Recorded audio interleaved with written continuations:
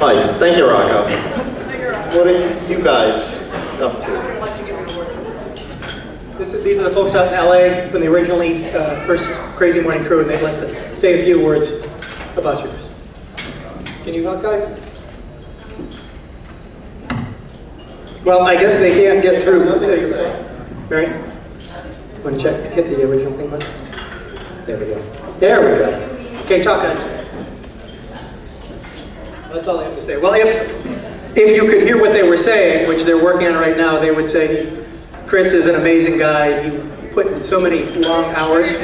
Oh, there they are. There we go. Go ahead. We're just repeating what you say, Tommy. We have no idea what's going on. Right now you're saying nice things about Chris. We used to hand this man ideas. He would make them into comedy bits. I just want to say, seriously, congratulations, Larry Barron, on being the latest to the what is it? Hall of Fame, Dan. I would like to say that I remember Chris Bungo very well. I remember Chris Bungo working feverishly on his countdown show while Tom and I were attempting to get him out of there so we could record comedy bits for the morning show. And he stuck to his guns. He wouldn't let us in, so I thank him for that. So, Chris, we wanted to give you this award here. So really appreciate all the work you've done, and thank you for all your hard work.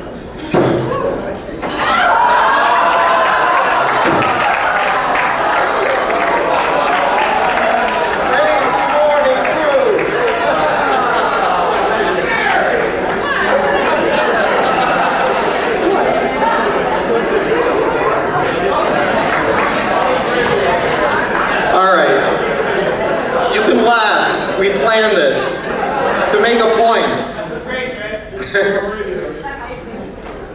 It's coconut? How did it get on you, Dave?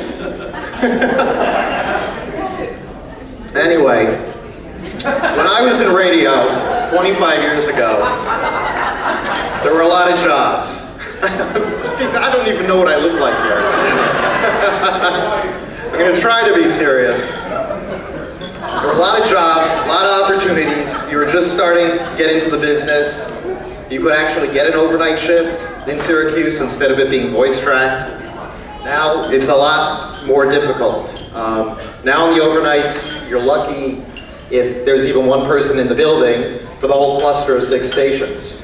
So what you would have heard from me tonight would have been an unremarkable speech, but instead, with Tommy and Mary's help, they were the only ones in on this, well, and the LA guys too, I decided to make the point that if you're really going to succeed, and this is not even for just on air, but for whatever you're going to do, you're going to have to figure out a way to stand out. This speech, I'm hoping, will be memorable. I'm fogging up here, too. Thanks, Julie.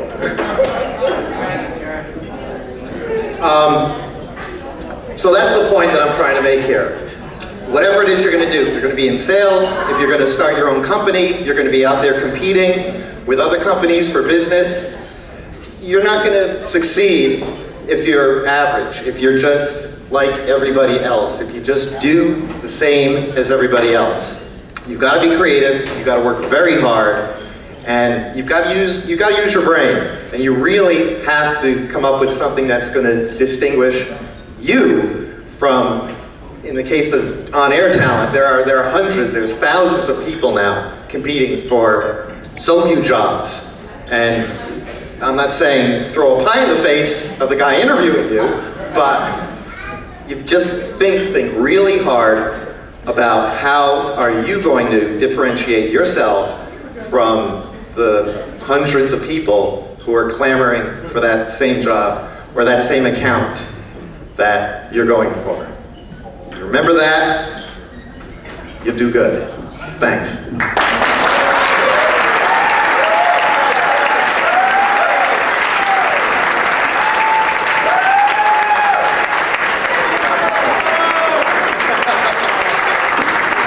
One more time, ladies and gentlemen, Chris Bungo.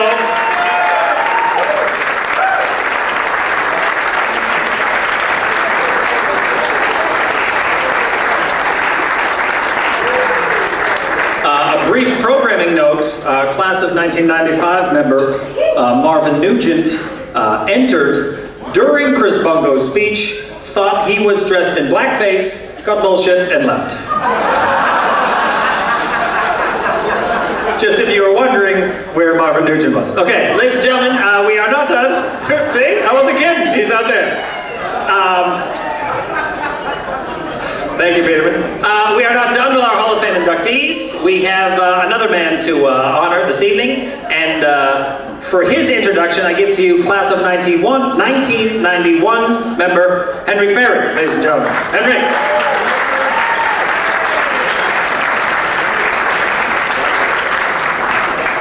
Thank you. Watch out for the pie. I'm very honored and excited to introduce the next Hall of Fame inductee. And on my way up here, I was thinking back to my times with Hal at Syracuse and realized some of my best memories weren't really about times at Syracuse as much as they were about times at WJPZ. I also realized it's not just Z89 that owes a lot to Hal, that I do personally as well. I can honestly say Hal individually changed the course of my career and got me into radio. I came to Syracuse thinking I was going to be a finance and law major, and one day on campus I meet Hal, and he says, "You should come with me to WJPZ." So it's my first day, I go with him. He shows me around the station, and he says, and only as Hal can do, "Look, isn't this great?" And I'm thinking to myself, looking around, this place is a dump. At the time, the station had no funding from the Student Government Association. It was about 20 grand in debt. It had a transmitter that only worked when it wanted to. And let me tell you, all of that really showed. But Hal had a vision. He had a boundless energy and imagination. And he had a passion for radio. And that passion was absolutely infectious. He believed anything was possible. And he didn't accept there were limits to what a non-commercial college... Number one, the highest rated college radio station in the country.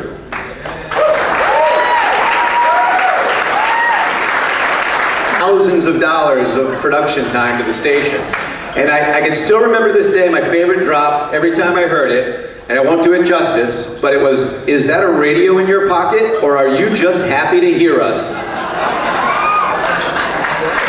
Number three, a commercial radio station in the market that absolutely hated us. Those bastards at 93Q.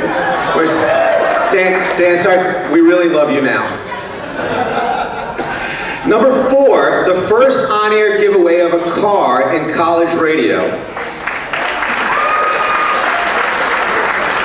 Number five, a not-for-profit radio station that actually turned a profit and was able to buy a new transmitter.